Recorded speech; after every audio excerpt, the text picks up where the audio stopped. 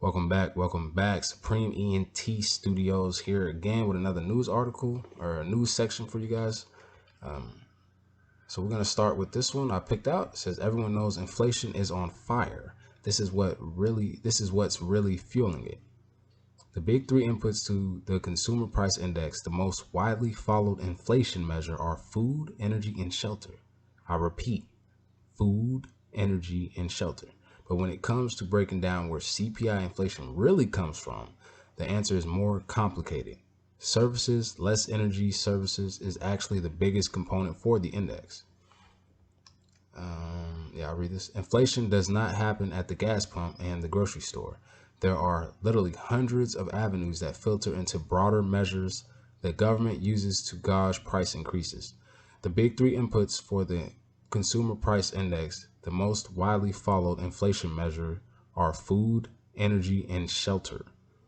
Food, energy, and shelter. Combined, they make up about 54% of the CPI. More importantly, though, they are the main inputs into perceptions of inflation. Because going to the grocery store and filling up the gas tank are activities people do a lot, they tend to notice price fluctuations in them even more. That's particularly true for gas prices, of course, because it's extremely high right now. Although they actually make up only a small part of the household budget. Those are the basics, said Tom Porcelli, chief U.S. economist at RBC Capital Markets. That's what you have to spend money on. You have to spend money on shelter. You have to spend money on food. And most of us have to spend money on energy. Inflation represents a meaningful challenge for consumer spending. But when it comes to breaking down where CPI inflation really comes from, the answer is more complicated. In fact, the biggest component is what the Bureau of Labor Statistics calls service less energy services. Think big ticket items such as shelter, but also more obscure ones such as lawn care companies, veterinarian bills, the car rentals. Together, that group amounts to 57% of CPI and has risen 5.2% over the past 12 months. So this little chart right here, I'm gonna end it on this little chart. Energy commodities is highest. So wouldn't that means, the daily energy we use, like electricity, gas, not just, gas at the pump, natural gas in our house also.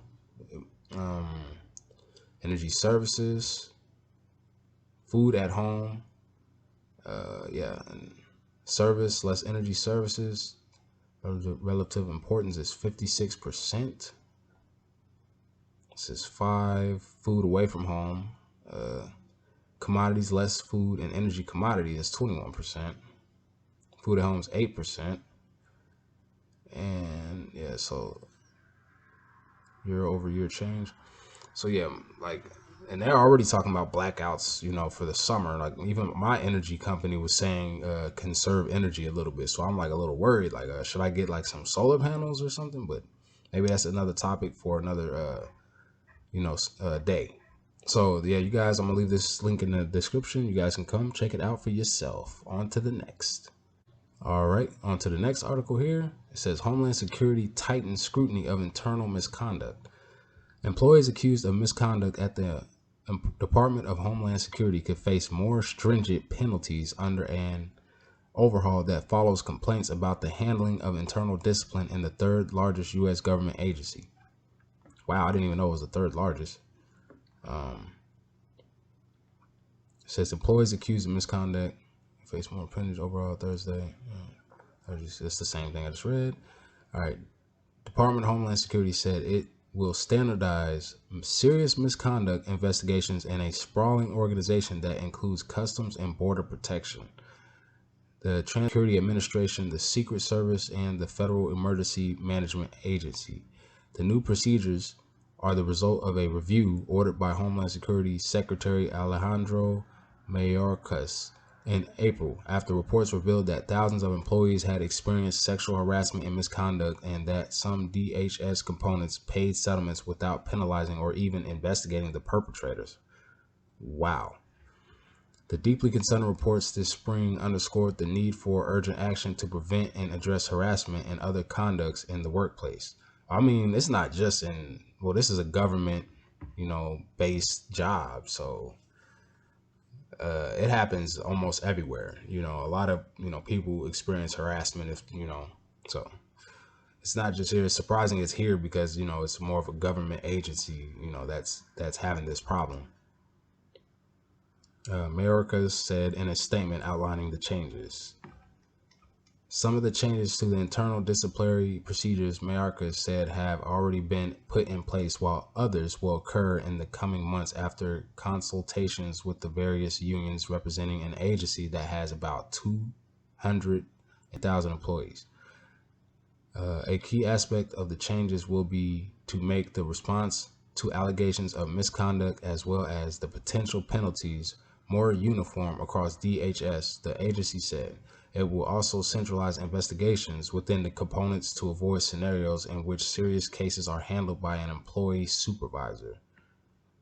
Employees found to have committed some kind of misconduct, which can include such behavior as theft, sexual harassment, wow, or abusing people detained by law enforcement components, have typically faced a broad range of potential penalties. So wait, all right, so they're sexual harassing people who's been detained? That's kind of wild. Like that's messed up. The penalties will be more specifically spelled out and the range narrowed under the new policy to create a more accurate system of accountability, a senior DHS official said. So I'm gonna end it here. This doesn't sound good at all. So wait, they are border patrol. So like, are they harassing immigrants, refugees that come across the border that they've been locking up? I haven't been following this story too much, so I'm actually getting enlightened on it myself. That's wild. And this is the people that work for Homeland Security. Well, put your thoughts down in the comments. I'm gonna leave the link in the description, and I'm on to the next article. All right, on to the next article here. Now we have Russian helicopter gets shot down in crazy viral video. I'm gonna go ahead and read this article. It's not much, but we're gonna see the video here.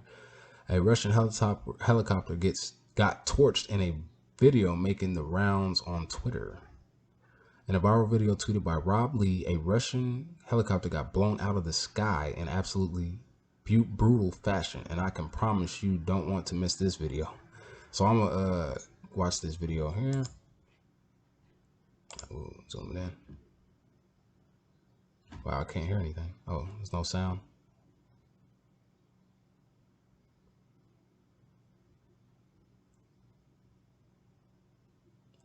Oh, wow.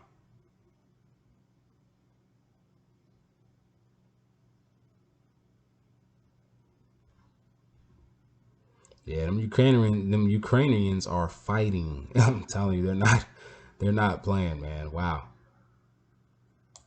That is insane. Well, there you have it. War porn. Okay, that's awkward. This video is about as good as it's ever going to get. That shoot down was incredible, and the video allowed you to see it clearly. The video couldn't have been much better if you asked. I mean, it was a little closer. We know who shot him. We don't know exactly who shot him, or where the missile came from, but that was pretty good.